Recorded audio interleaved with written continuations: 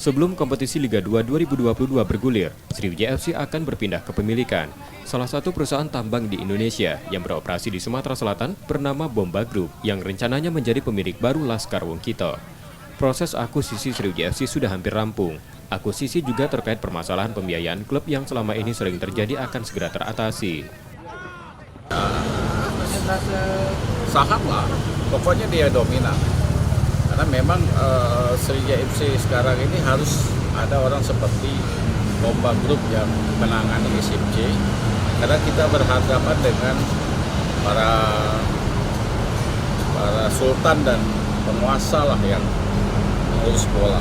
Tidak bisa lagi SMC ini diurus dengan gaya-gaya sponsor yang apalagi sponsor itu bergantung dengan penguasa atau gubernur misalnya kan.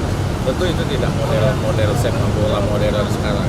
Sudah harus betul-betul lepas dari itu.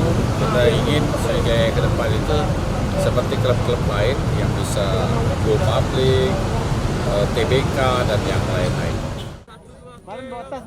Meski berpindah kepemilikan, nama Sriwijaya FC tak akan berubah dan tetap akan bermarkas di Stadion Gelora Sriwijaya Jakabaring Palembang.